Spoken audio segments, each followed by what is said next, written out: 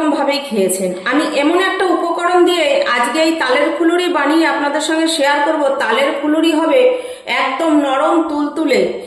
আপনারা বানিয়ে 1 মাস ঘরে রেখে খেলেও ফুলুরি শক্ত হবে না, ফুলুরি নষ্ট হবে না, খেতে হবে অসাধারণ। নমস্কার, তাপসী রান্নাঘরে সকলকে স্বাগত। শুরু করছি নতুন একটা দিনের নতুন একটা রেসিপি। আজ আমি আপনাদের সঙ্গে তাল দিয়ে তালের রেসিপি শেয়ার করব। তার জন্য দেখুন এখানে বেশ কালো একটা পাকা তাল নিয়ে নিয়েছি। তালটা বেশ ভালোভাবে পাকা, তবে 2-3 দিন আগেই এনেছে, ঘরে রাখা ছিল ফ্রিজে, কিছু হয়নি, বেশ ভালো আছে। এরকম কালো তাল হলে খেতে কিন্তু বেশি ভালো লাগে। এই কালো তালগুলো একটু মিষ্টি বেশি হয়। এবার আমি তালের উপরের দেখুন যে খোলাটা হয় সেটা তো খুলে নিয়েছি। এবার এই পাশের যে আঁশটা সেটা কিন্তু এই যে ছাড়িয়ে নিচ্ছি। তালটা ভালোভাবে পেকেছে বলে ছাড়াতে কিন্তু কোনো অসুবিধা হবে না। তাল যদি শক্ত থাকে সেক্ষেত্রে কিন্তু ছাড়াতে একটু কষ্ট হয়। আশা করছি আজকে আমি তালের যে রেসিপি শেয়ার করব আপনাদের কাছে ভালো লাগবে। ভিডিওটি একটা লাইক দিয়ে প্রথম থেকে শেষ পর্যন্ত দেখবেন।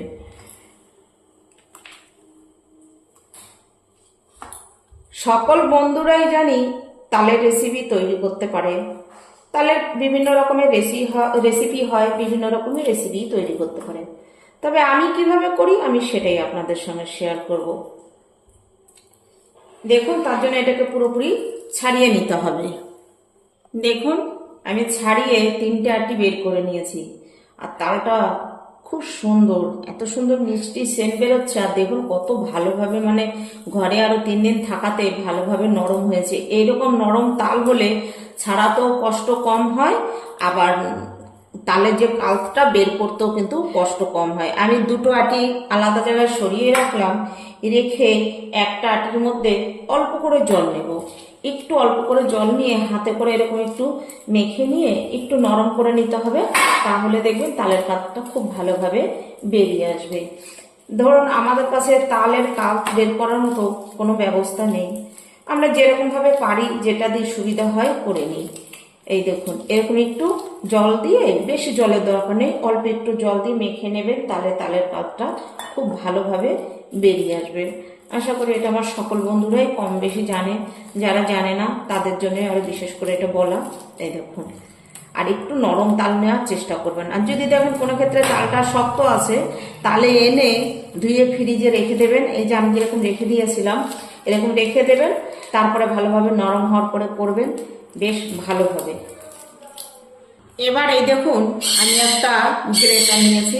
গ্রেটারে একদম সব থেকে বড় যে দিকটা, আমি সেই দিকটা দিয়ে এটা এরকম ভাবে করে নেব, তাহলে তালের কালটা খুব ভালোভাবে বেরিয়ে যাবে। আপনাদের যেভাবে সুবিধা হবে আপনারা কিন্তু সেইভাবেই করে নিতে পারবেন। এই দেখুন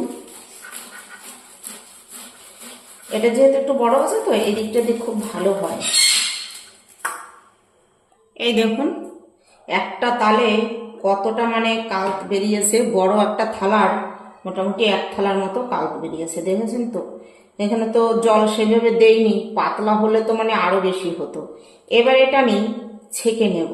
এই যে এর মধ্যে যে আঁশ মতো থাকে এটা কিন্তু ছেঁকে নিতে হবে, না হলে রেসিপি তৈরি করলে খাওয়ার সময় মুখে লাগবে, তখন আর ভালো লাগবে না। আমি একটা টিফিন বাটির মধ্যে নিয়ে নিচ্ছি, তার কারণ এতটা কাল তো আমার রেসিপির জন্য, একটা রেসিপির জন্য দরকার নেই, অনেকটা আছে। আমার আজকের রেসিপি দেখে আপনাদের কিরকম লাগলো কমেন্ট করে জানাবেন। আপনাদের একটা লাইক একটা কমেন্ট আমাকে নতুন নতুন ভিডিও করতে উৎসাহ দেয়। রেসিপিটি খুব ভালো লেগে থাকলে বেশি বেশি শেয়ার করবেন। আমার রেসিপি বা তালের কাত বার করার পদ্ধতিটা আপনাদের কাছে কিরকম লেগেছে সেটা জানাতে ভুলবেন না। এইভাবে যে আমি তালের কাতটা বের করেছি খুব তাড়াতাড়ি কিন্তু হয়ে গেছে, মোটামুটি 5 মিনিট সময় লেগেছে, তার মধ্যে কিন্তু হয়ে গেছে। এই দেখুন আপনারা এইভাবে কাল্প বের করে কাল্প কিন্তু স্টোর করেও রেখে দিতে পারবেন। একবার এরকম বড় একটা তালের কাল্প বের করে নিলে 3-4টে রেসিপিও তৈরি করতে পারবেন, বারবার কাল্প বের করার ঝামেলাটাও থাকবে না। এই দেখুন এতটা আঁশের মতো বেরিয়েছে। এই দেখুন পুরো ফ্রেশ করে নিয়েছি। এবার এখান থেকে যতটা আমার রেসিপির জন্য দরকার হবে ততটা নেব, বাকিটা আমি ফ্রিজে স্টোর করে দেব। আবার যখন পরবর্তী রেসিপি তৈরি করব তখন আবার নিয়ে করতে পারবো। এইভাবে যদি কাপ বের করে রেখে দেওয়া যায় তাহলে যখন ইচ্ছা তখনই কিন্তু কিছু না কিছু বানিয়ে খাওয়া যায়। তালের পাল্প যে বের করে নিয়েছি সেখান থেকে দেখুন আমি একটা বাটির মাপ করে 1 বাটি তাল নিয়ে নিয়েছি, মানে আমার আজকের যতটা দরকার ততটা নিয়েছি। এই দেখুন আমার আজকের রেসিপির জন্য যতটা দরকার, আর অল্প সময়ের মধ্যে আমি তালের পাল্পটাও বের করে নিয়েছি, সেটাও তো আপনাদের সঙ্গে শেয়ার করলাম। জানেন মাত্র 5 মিনিট সময় লেগেছে। এবার এর মধ্যে আমি একে একে একটু উপকরণ মিশিয়ে দিচ্ছি। যেই বাটির মাপ করে আমি তালের পাল্প নিয়েছি সেই বাটির মাপ করে 1 বাটি নিয়ে নিচ্ছি ময়দা। আপনারা কিন্তু এটাতে চালের গুঁড়ো দিয়েও করতে পারেন, চালের গুঁড়ো দিয়ে করলেও কিন্তু বেশ খেতে ভালো লাগে। আর আজকে আমি এই তালের মানে ফুলুরি তৈরি করে দেখাবো। হ্যাঁ, তালের ফুলুরি আমার সকল বন্ধুরাই জানি করতে পারে, তবে আমি কিভাবে করি সেটাই শেয়ার করব। আর এই ফুলুরির সঙ্গে বানাতে আমি একটা উপকরণ মিশাবো, সেইটা দেব। সেইটা দিয়ে যদি এই তালের ফুলুরি বানানো হয় আপনারা 1 মাস নর্মাল রুম টেম্পারেচারে রেখে খেতে পারবেন। তালের ফুলুরি নষ্টও হবে না, শক্তও হবে না। এইটা শেখা আমার মায়ের কাছ থেকে। নর্মাল তাল শুধু তালের সঙ্গে সবকিছু উপকরণ দিয়ে যদি তালের ফুলুরি করা হয় তাহলে কিন্তু তালের ফুলুরি নর্মাল টেম্পারেচারে বেশি দিন রাখা যায় না, একটা ফাঙ্গাস লেগে যায়। কিন্তু আমি যে উপকরণটা এটার সঙ্গে মিশিয়ে করব ওইটা দিলে আপনারা 1 মাস রেখে খেতে পারবেন, কিচ্ছু হবে না। যেই বাটি মাপ করে আমি ময়দা নিয়েছি সেই বাটি মাপ করে সবকিছু নেব। এই দেখুন এটা হচ্ছে কলা, একদম পেকে মজে যাবে সেই রকম কলা কিন্তু নিতে হবে, শক্ত কলা নেবেন না। দেখেছেন তো কলাটা দেখে বুঝতে পারছেন যে কলাটা কতটা মজে গিয়েছে, এই রকম একদম নরম কলা নিতে হবে। এবার সেই বাটি মাপ করে নিয়ে নিচ্ছি 1/2 বাটি আমি চিনি, আর আমার চিনিটা কিন্তু মোটা দানা, তাই 1/2 বাটিতে আমার হয়ে যাবে। আর মিষ্টি কিন্তু সবাই সমান খায় না, তাই মিষ্টিটা আপনারা আপনাদের প্রয়োজন মতো বা আপনাদের স্বাদ মতো দিয়ে নেবেন। এবার এই চিনির সঙ্গে কলাটা মেখে নিচ্ছি। এতে কি হবে, কলার মধ্যে কোনো লাম্প থাকবে না, মানে কোনো কলা গোটা গোটা শক্ত শক্ত থাকবে না। বেশ ভালোভাবে কিন্তু এই চিনির সঙ্গে মেখে নিলে ম্যাশ হয়ে যাবে। এই দেখুন আমি আপনাদের দেখিয়ে দিচ্ছি। এই দেখুন কলাটা বেশ ভালোভাবে ম্যাশ হয়ে গেছে, তবে কিন্তু চিনি এখনো গলেনি। এবার তালের আর ময়দার মিশ্রণের মধ্যে এটা দিয়ে দিচ্ছি। এবার দিয়ে এটা কিন্তু হাতে করেই আমি মিশিয়ে নেব। এই তালের আর ময়দার মিশ্রণের সঙ্গে হাতে করে ভালো করে মেশাতে মেশাতে আর কলাটা যেইটুকু একটু বাকি আছে সেইটুকু কিন্তু ভালোভাবে মিশে যাবে। আর এখানে দিয়ে দিচ্ছি 1/2 বাটি সুজি। আপনারা কিন্তু চাইলে শুধু ময়দাটা দিয়েও তৈরি করতে পারবেন, সুজি না দিলেও হবে। সেক্ষেত্রেও পিঠেটা খেতেও টেস্টি হবে আর খুব নরম হবে। দিচ্ছি সামান্য একটু নুন। এবার দেখুন একটা বাটিতে আমার নারকেল কোড়া নিয়েছি, এখান থেকে আমি এই চামচটার 4 চামচ দিয়ে দিচ্ছি। আপনাদের হাতের কাছে নারকেল কোড়া থাকলে দিয়ে দেবেন, খেতে বেশ ভালো লাগবে। আর যদি না থাকে না দিলেও হবে, তবে এই বড়াটাতে কলাটা কিন্তু মিস করবেন না, কলাটা দেবেন। কলাটা দিয়ে একবার করে খেয়ে দেখবেন।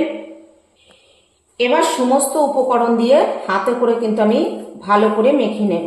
এই যে নারকেলটাও এখনই দিয়ে দিয়েছি, মাখতে মাখতে যে নারকেলের মধ্যে একটা দুধ সেটাও বেরিয়ে আসবে, আর সমস্ত কিছু ভালোভাবে কিন্তু মিশে যাবে। তবে হ্যাঁ, এটা কিন্তু হাতে করে একটু সময় নিয়ে 4-5 মিনিট এরকম করে ফেটিয়ে নিতে হবে, তাহলে বড়াটা খুব সফট হবে আর ফুলকো ফুলকো হবে ভাজার সময় দেখবেন। এই দেখুন আমার কিন্তু ব্যাটার রেডি, ঠিক এরকম মোটা করে করেছি। আমার আরো 1 বাটি ময়দা লেগেছে, টোটাল এখানে 2 বাটি ময়দা লেগেছে আর 1/2 বাটি কিন্তু সুজি লেগেছে। এটা ভালো করে 5-6 মিনিট আমি হাতে করে ফেটিয়ে নিয়েছি। এবার এটা একটু রেখে দিচ্ছি। দেখুন কড়াইতে তেল বসিয়ে দিয়েছি, তেল মোটামুটি গরম হয়েছে, খুব বেশি গরম হয়নি আবার একবারে হালকাও না। এবার ব্যাটারটি আমি 5 মিনিট রেস্টে রেখেছিলাম, সেখান থেকে এবার দেখুন আমি ছোট ছোট করে দিয়ে দিচ্ছি। এগুলো কিন্তু বেশ অনেকটাই ফুলকো ফুলকো বড় বড় হবে, আপনারা দেখতে পাবেন। দেখুন ঠিক আমি এরকম করে দিয়ে দিচ্ছি। আপনারা আপনাদের পছন্দ মতন সাইজ করে ভেজে নিতে পারেন, কোনো অসুবিধা নেই। আর আপনারা এইভাবে কলা দিয়ে আর তাল দিয়ে তাল ফুলুরি একবার বানিয়ে দেখবেন, খেলে আপনারাই প্রত্যেক বছর এভাবেই বড়া পিঠে করে খাবেন। এতটাই ভালো হয়, এতটাই নরম হয়, আর অনেক দিন পর্যন্ত রেখে খাওয়া যায়। বললাম না, 1 মাস রেখে খেলেও অসুবিধা হবে না। দেখুন, প্রথম ব্যাচে যতগুলো ধরেছে দিয়ে দিয়েছি। দেখুন কত সুন্দর হয়েছে, দেখেছেন? গোল গোল একদম। আর কত ছোট ছোট করে দিয়েছি, কত বড় বড় হয়ে গেছে। এবার আজ কিন্তু মাঝারি টু লোতে রেখে হালকা আঁচে ভেজে নিতে হবে, তাহলে ভিতর পর্যন্ত ভালোভাবে ভাজা হয়ে যাবে। এই দেখুন ভাজা হয়ে গেছে, ঠিক আমি এরকম ব্রাউন কালার করে ভেজে নিচ্ছি। এবার দেখুন তুলে নিচ্ছি। দেখছেন তো বড়াগুলো কত সুন্দর গোল হয়েছে আর কতটা নরম হয়েছে। এই দেখুন, আমি ঠান্ডা হলেও আপনাদের আবার দেখিয়ে দেবো। একইভাবে সব বড়াগুলো ভেজে নেব। এই দেখুন সবগুলো কিন্তু আমার ভাজা হয়ে গেছে। বেশ বড় একটা, মানে বড় বলতে মাঝারি একটা ঝুড়ির 1 ঝুড়ি বড়া আমার হয়েছে। অল্প উপকরণে কিন্তু, মানে অল্প ময়দা অল্প সুজিতেই খুব গরম, তাও একটা আমি ভেঙে আপনাদের দেখাচ্ছি। দেখুন কতটা জালিদার আর কতটা সফট হয়েছে। এই দেখুন, দেখেছেন? এই বড়া কিন্তু এরকমই নরম থাকবে, আপনারা রেখে খেলেও বড়া শক্ত হবে না। এটা আমি একদম গ্যারান্টি দিয়ে বলছি, আপনাদের করে দেখবেন আপনারা একদিন। আমার আজকের এই বড়া রেসিপি আপনাদের কাছে কিরকম লাগলো লাইক কমেন্ট করে জানাবেন। রেসিপিটি যদি খুব ভালো লেগে থাকে বেশি বেশি শেয়ার করুন, চ্যানেলটি সাবস্ক্রাইব করে আমার পাশে থাকুন। আজ ভিডিওটি এখানেই শেষ করছি, ফিরে আসবো নতুন একটা দিনে নতুন একটা রেসিপি নিয়ে।